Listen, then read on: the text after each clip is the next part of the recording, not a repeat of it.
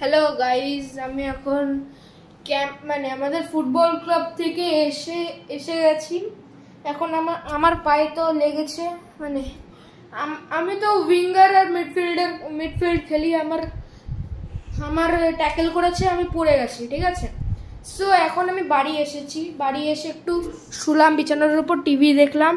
আর আমার ক্লাস 5-এর মানে best friend, মানে কি বলবো আর বলে বোঝাতে পারবো না, ওই ওবোজামা কোন আছে না, চাড্ডি বাড্ডি, সেরকম টাইপের ফ্রেন্ড, তার সঙ্গে 10 মিনিট কথা বললাম।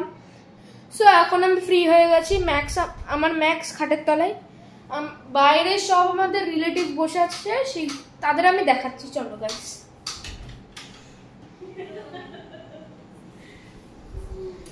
গাইস এসে গেছি, এই যে আমার মা উইথ মাই গোলু গোলু কাদুনি মিথ্যে ভাই, গোলু মিথ্যি ভাই।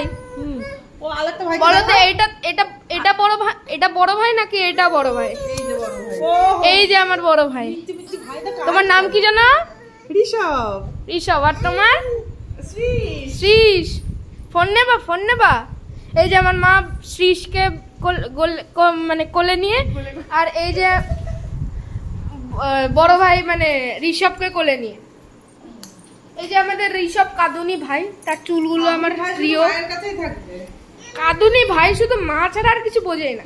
এই যে আমার পিসি, গোলু পিসি, আগে জিম করতে, এখন মোটা হয়ে গেছে। এই দেখুন, এখন বাজে 7:10। এই যে আমার গুলগুলি ভাই, এই যে আমার আরেক গুলগুলি ভাই, গে। এই ভাইটা আমার ম্যাক্সকে দেখলে শুধু কাঁদে, এত কান্না কোথা থেকে পাই কে জানে। এই যে লেংটু ভাই আমার।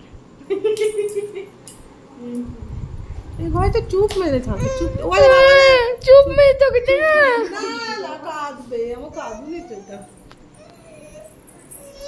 কোথায় যাচ্ছিস? চলো গাইস, এই ঘরে চলো ভাই। সো এখন ভাই এখানে আছে। ভাইকে একটু ম্যাক্সের থেকে দূরেই রাখতে হয়। হ্যাঁ, এই যে আমার ঋষভ মানে বড় ভাইকে ম্যাক্সের থেকে দূরেই রাখতে হয়, কারণ সে অনেক ভয় পায় ম্যাক্সের থেকে।